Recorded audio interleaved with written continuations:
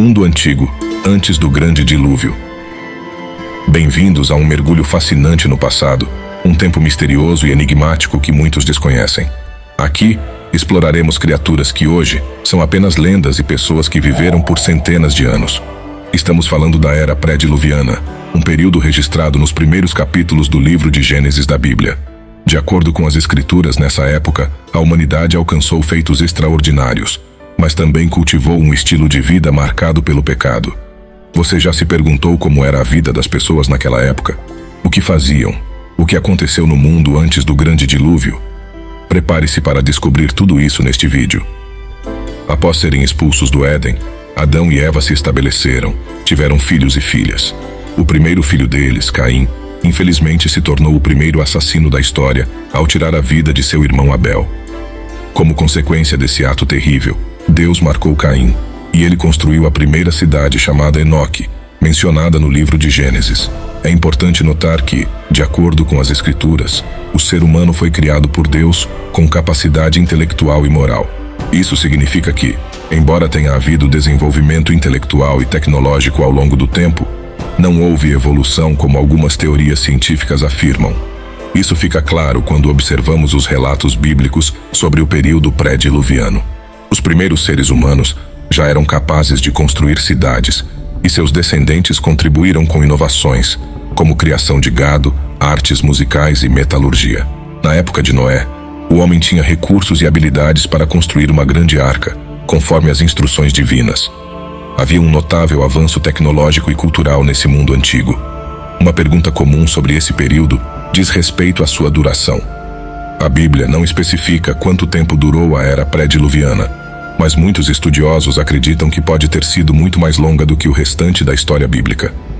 As tentativas de datar esse período têm sido desafiadoras, pois a genealogia bíblica está mais interessada em estabelecer linhagens do que fornecer datas precisas.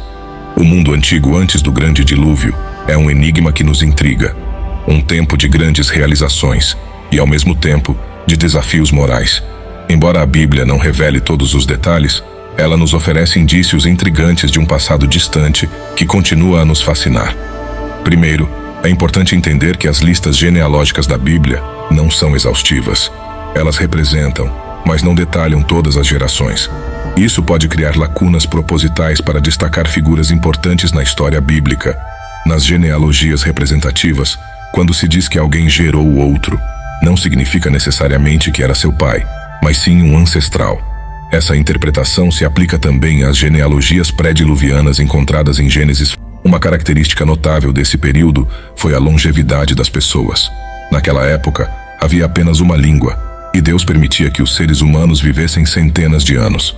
Isso desempenhou um papel fundamental no desenvolvimento tecnológico e na transmissão de conhecimento.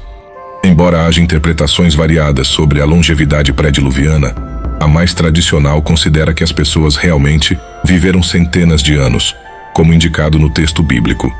Entretanto, o que marcou esse período foi o pecado. O estilo de vida pecaminoso iniciado por Caim se espalhou rapidamente pelo mundo pré-diluviano. Lameque, descendente de Caim, praticou a poligamia e orgulhava-se de sua crueldade. Além disso, a Bíblia menciona que os filhos de Deus se relacionaram com as filhas dos homens. Alguns interpretam isso como a união de seres espirituais e humanos, enquanto outros acreditam que se refere à mistura entre pessoas piedosas e ímpias, levando à depravação espiritual. A linhagem piedosa de Sete preservou o conhecimento de Deus, mas essa pureza espiritual se diluiu com o tempo.